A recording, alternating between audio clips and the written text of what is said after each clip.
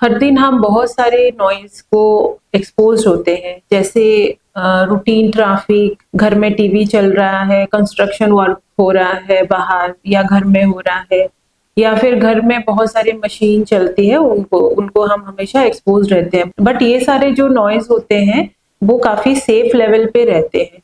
कोई-कोई नॉइज़ होता है, जैसे कोई सडन ब्लास्ट हुआ, पटाखे फटे या फिर गनशॉट, जो कि एक्यूट सडन होता है और ब्रीफ टाइम के लिए रहता है, या फिर लाउड नॉइज़ जो कि कंटिन्यूअस और क्रॉनिकली हम एक्सपोज़ हो रहे होते हैं, जैसे हेडफ़ोन, ईयरफ़ोन, ब्लूटूथ का ईयरपॉड लगाना, या फिर कोई माइंस में कंस्ट्रक्शन वर्कर जो कंटिन्यूअसली या फैक्ट्री में मशीन के नॉइज़ को एक्सपोज़ रहते हैं।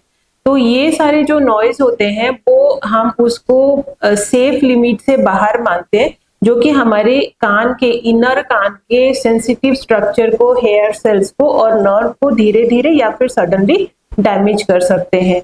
और ये ज़रूरी नहीं है कि बस एल्डरली पॉपुलेशन में हो, ये कोई भी एज ग्रुप में, इंक्लूडिंग आजकल यंग एज में भी ये वाले हियरिंग लॉस ईयरफोन के वजह से, हेडफोन के वजह से बहुत देखा जा रहा है।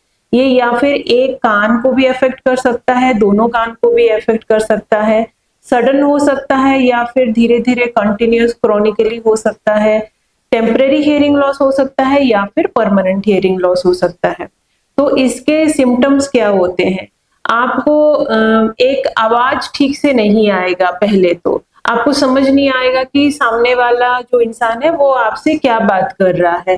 सेकंड सिम्पटम्स होता है टिनाइटस होना, मतलब कान के अंदर से आवाज आना। अगर बाहर सराउंडिंग में आवाज नहीं आ रहा है, तभी भी आपके कान के अंदर से आवाज आती है, जिसके लिए कि आप एंजाइटी में होते हो, रात को आपको ठीक से नींद नहीं आती, उसको टिनाइटस बोला जाता है। और आगे बात करें तो हमारे कान में हमेशा एक भारीपन और एक हल्का सा दर्द भी बना रहता है, कान बंद-बंद जैसे लगता है। तो ये हो गए हियरिंग लॉस के सिम्पटम्स। क्या हम हियरिंग लॉस को प्रिवेंट कर सकते हैं? हाँ, हम ऐसा ज़रूर कर सकते हैं। पहले हम जाने कि कौन से नॉइज़ सेफ लेवल के अंदर नहीं आते और हमें अवॉइड करना चाहिए। कहीं पे ऐसा नॉइज़ एक्सपोज़र आपको हो रहा है, तो आप तुरंत उस जगह से हट जाएँ। अपने सराउंडिंग में, अपने फैमिली में, अपने रिश्तेदारों में, घर में अवेयरनेस आप लाएँ कि नॉइज़ से भी हियरिंग लॉस हो सकता है, और ये आजकल के मॉडर्न सोसाइटी में एक बहुत ही कॉमन बीमारी हम जो ईएनटी प्रैक्टिशनर होते हैं, हम आजकल देख रहे हैं कि बहुत यंग पॉपुलेशन भी इससे अफेक्टेड हो रहे हैं। अपने कान की जांच कराएं ईयरली एक, अगर आप जैसे कंस्ट्रक्शन वर्क करते हैं या फैक्ट्री में काम करते हैं, या आपका काम ऐसा है कि आप ऑफिस में हेडफोन या ईयरफोन लगा के आपको काम करना पड़ता है, आप अवॉइड नहीं कर सकते उसको, तो आप साल में एक बार अपने हियरिंग का टेस्ट कराएं। ये कोई बहुत बड़ी टेस्ट नहीं होती है, 15 मिनट में हो जाता है, और आपको अपना हियरिंग का, आपका नर्व का स्टेटस पता चल जाएगा।